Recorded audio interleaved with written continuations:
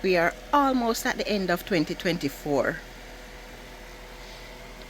and this is my indoor garden.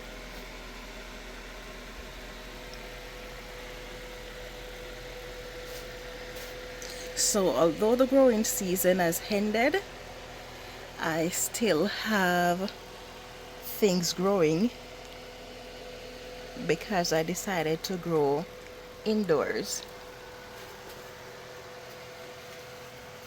Look at my pineapple that I grow from the pineapple tops. I have 5 of them in here.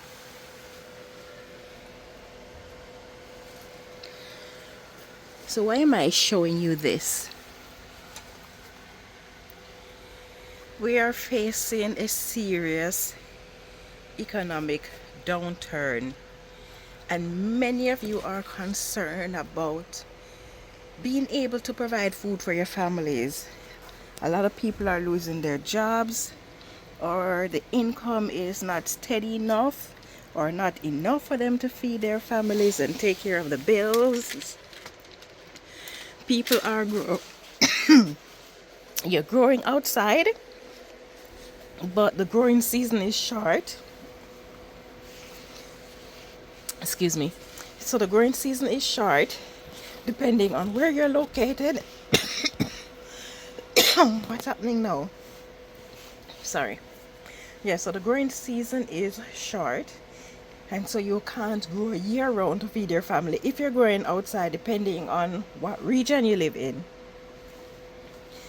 And so growing inside give you the opportunity to have food year round. Depending on the amount of space that you have, that is going to determine how much you can do. And as you can see, a lot of my beds are not really full of plants, and this is because I harvested some. I pulled out some of the older plants, and I'm going to be putting in new plants.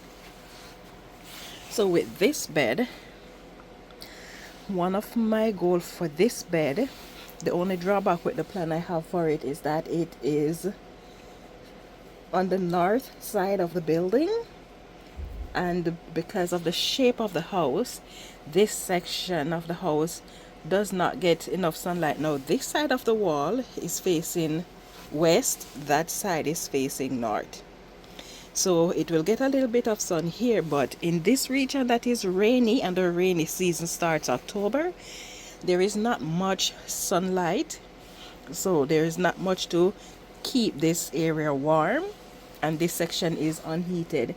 But the plan that I have for this particular bed, plants that need to be trellised are going to be growing here, most of them. So cucumbers, beans, pumpkins. But this bed, I'm going to be doing an experiment with it. So I'm going to be removing those containers with the ginger and the turmeric, and I'm going to be doing an experiment with this bed. The experiment is to see, in this little space, which is 4 feet or 40 inches by 65 inches, that's all this bed is, and I want to see, growing indoors with all the issues, no natural light, not enough heat and all that, how much can this bed produce, and how much in terms of a balanced diet for the family can it produce, and how long it will take to produce enough to feed us for however long it can. So that is what I'm going to be experimenting with this bed in the near future.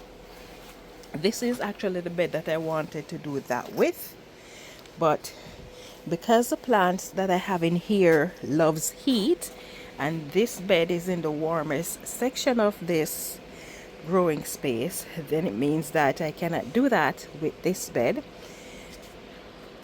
Yes, in here I have quite a few tropical plants, like my chayote that you see over there. I have cocoa, so some people call it cocoa yam, and I have Jamaican yellow yam, and I have my Scotch bonnet pepper, and as you can see, another yellow yam is here and a few more that are sprouting in here. So this bed has my tropical stuff in it, so I can't use it for that. But anyway, that is the experiment that we're going to be doing with the other bed, and then I will keep you updated so that you can see how you can grow a lot or as much as you can in a limited space, and grow in such a way as to provide your family with a balanced diet, because that is very important when you have limited space, to focus on having a balanced diet. So if you're interested in learning more, stay tuned and check out our new community where we will be going in depth on growing indoors and growing in adverse circumstances.